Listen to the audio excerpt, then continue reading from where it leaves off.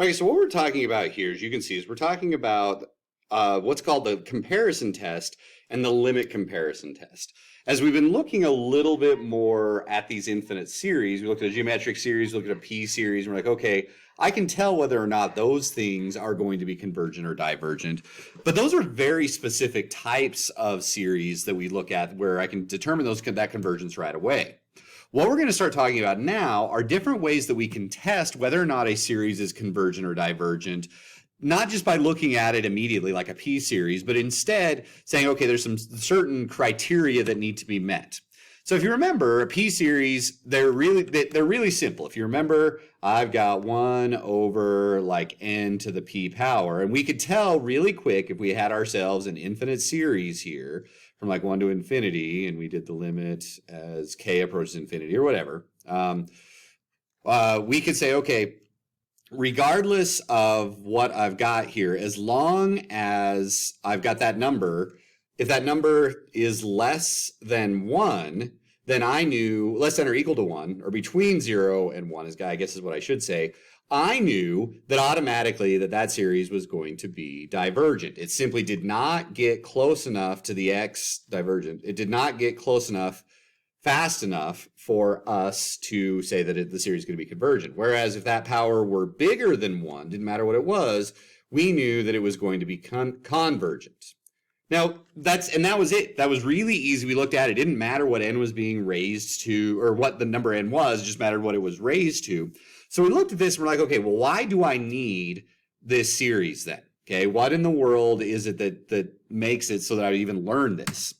Well, what we're going to talk about first is the comparison test. Here's basically what the comparison test says. If I've got two different series, one of which the general term is defined by a with a sub k, and the other one's b sub k, then if I know one of them converges, and I know, excuse me, I should say this as well, all of the terms in the first series are smaller than all of the terms in the second series, then what I can say is if I know that, larger, this one has the larger terms, I'm getting off here.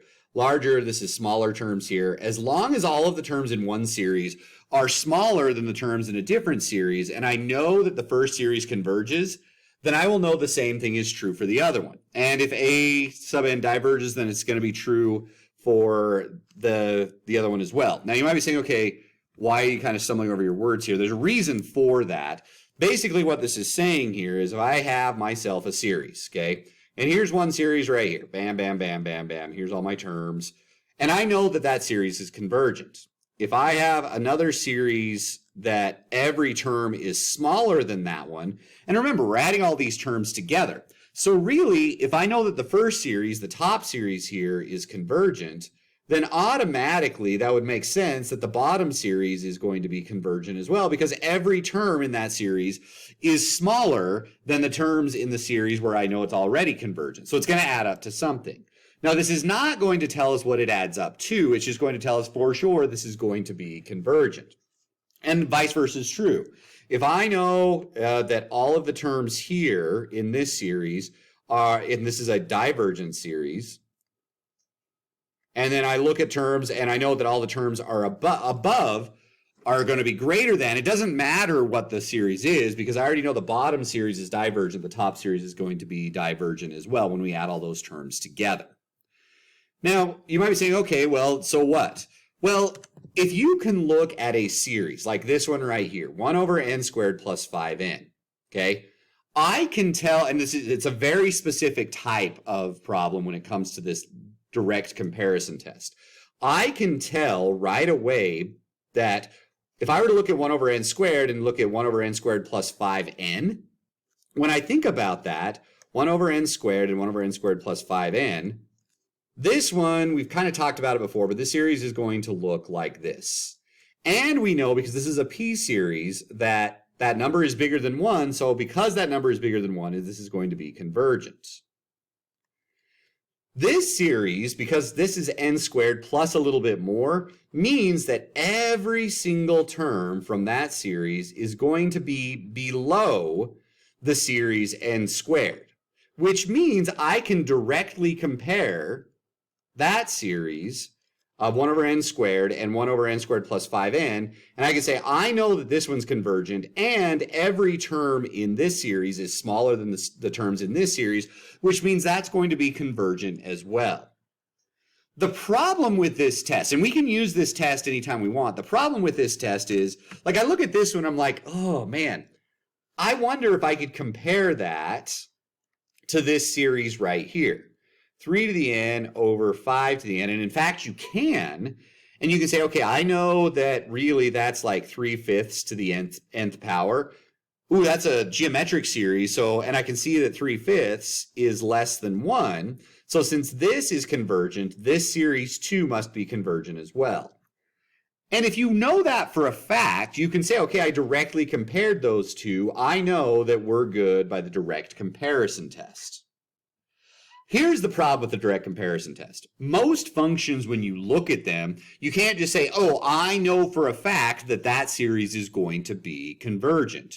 And I can compare it to this one because I know all the terms are going to be smaller than this other series that I'm talking about. So what we can do instead is, and we can look at this one and automatically I say, okay, oops, that minus right there, that's throwing me off because I put a minus in there. That doesn't guarantee that every term is going to be below the 1 over n to the third. Like I look at 1 over n to the third, I know again that looks like this, and I know it's convergent because it's a p series. But because there's a minus right there, that's actually going to make every term be right above where all of these terms are. So I can't tell for a fact, just by looking at this, I can't say I'm going to compare it to 1 over n to the third.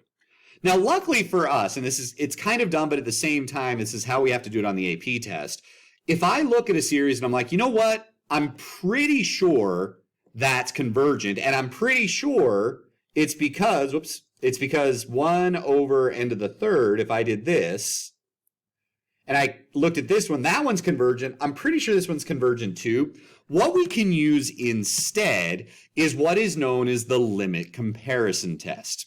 Now, honestly, you look at it and the limit comparison test and the direct comparison test, they really work the same way, but we have to do them slightly differently.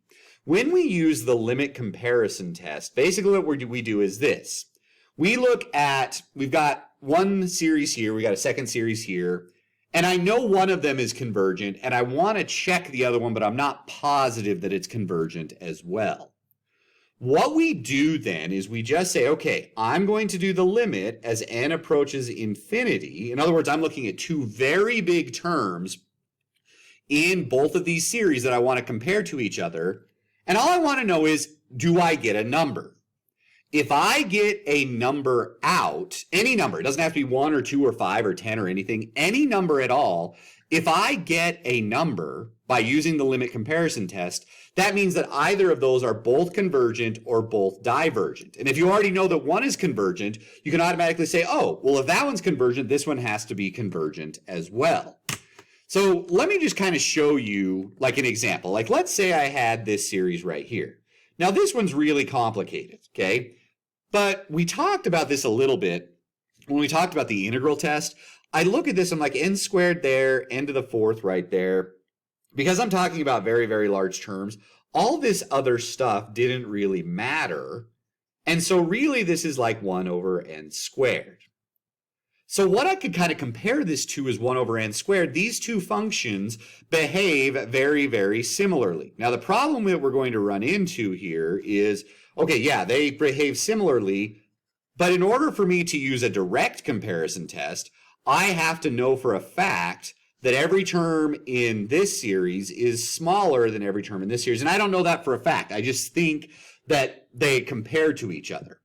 So basically what I do is I say, well, let's look at this one first. I think we're going to revisit one. So that's the idea behind it.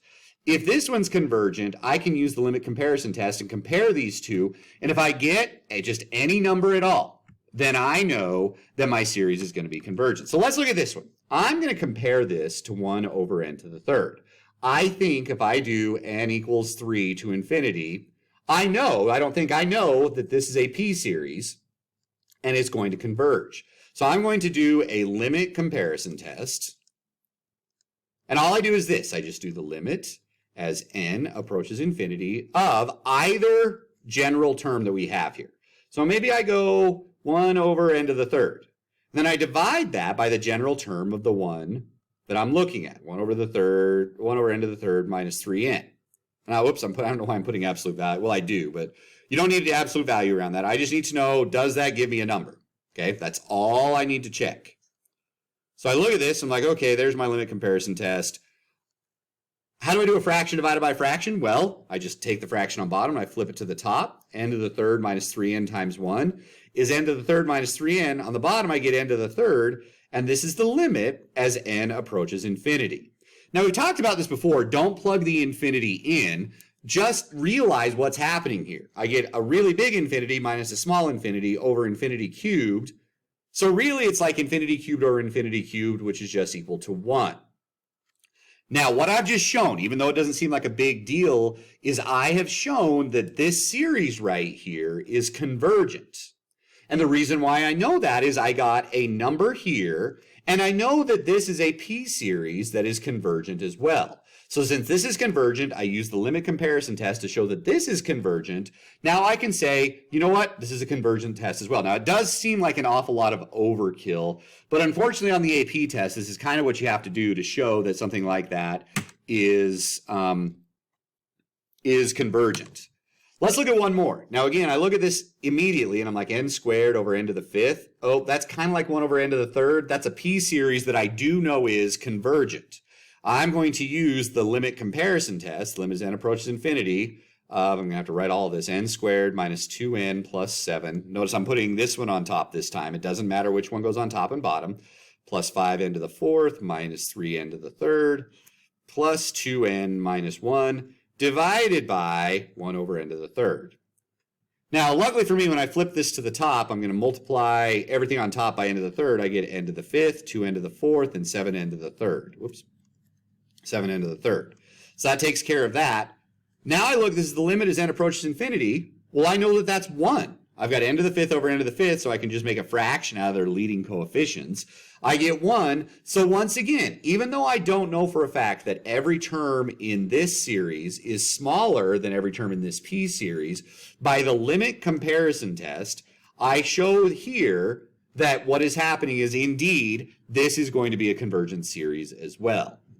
Now, this might seem like a bunch of just extra work to show when really I can just look at it and say, okay, I can tell immediately that that's going to be convergent. And you can. It's not hard to do. But using the limit comparison test is one of those things that gets you extra points on the AP exam by saying that's what you're doing. So that's why this is one of those important things, calling it what you need to call it. I know you'll probably have some questions about this. So if you have any questions, please let me know.